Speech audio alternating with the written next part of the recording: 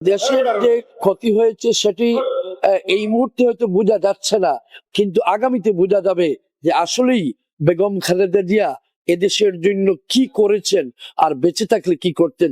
অবশ্যই দেশের গণতন্ত্রের জন্য, দেশ পরিচালনার জন্য, দেশের সর্বক্ষেত্রে ওনার যে অবদান, এটা কিন্তু আগামীতে কে কতটুকু করতে পারবে সময়ই বলে দিবে। তবে এই মুহূর্তে এক কথায় বলবো, দেশের অপূরণীয় ক্ষতি হয়েছে।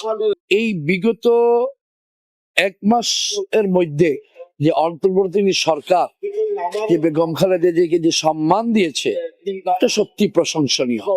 ওনাকে সম্মান দিয়েছে এবং বিশেষ করে এই মৃত্যুর পর যে 3 দিনের যে শোক দিবস বা অন্তর্বর্তী সরকার ওনার যে জানাজার ব্যাপারে যেগুলা প্রস্তুতি নিচ্ছে, অবশ্যই প্রশংসার দাবিদার রাখে এই অন্তর্বর্তী সরকারকে।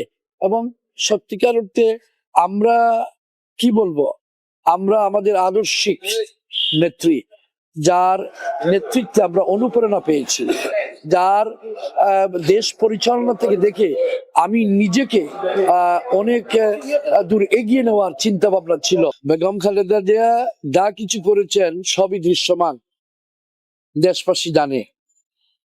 এদেশের উল্লেখযোগ্য যে জিনিসগুলো আমি যদি বলি, যে এদেশে প্রথম উনি বেকারত্ব দূরীকরণের জন্য বয়স্ক ভাতা চালু করেছেন, গরিবদের জন্য বিধবা ভাতা করেছেন।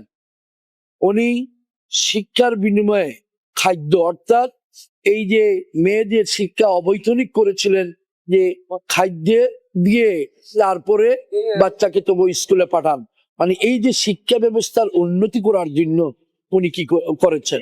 ওনার আমলে বাংলাদেশের গার্মেন্টস সেক্টর যে অভূতপূর্ব সাড়া পেয়েছে এবং দেশের অর্থনীতিতে যে যোগান দিয়েছে, সেটা বলার অপকার না। এবং বিশেষ করে এই বেগম খালেদা জিয়ার আমলে যে দ্রব্য মূল্যের কথা যদি দেখেন, তাহলে নিয়ন্ত্রণ ছিল।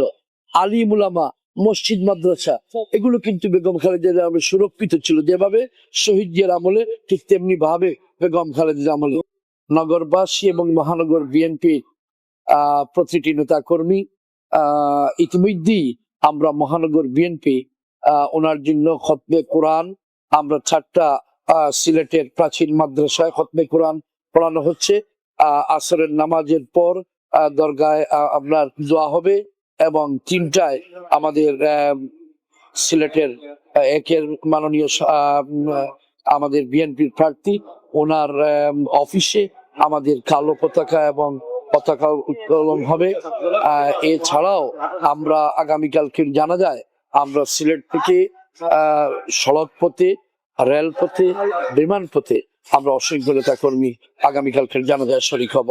এবং নগরবাসীর প্রতি আমি উদারতা আহ্বান জানাবো, আসুন আমরা সবাই মিলে আমাদের এই দেশমাতা বেগম খালেদার জন্য দোয়া করি, আল্লাহ পাক যেন ওনাকে জান্নাতবাসী করেন এবং আমাদের ভারপ্রাপ্ত চেয়ারম্যান জনাব তারেক রহমান সহ ওনার পরিবারের সকল সদস্যদের জন্য ধৈর্য ধারণ করার তৌফিক দান করেন আল্লাহ পাক।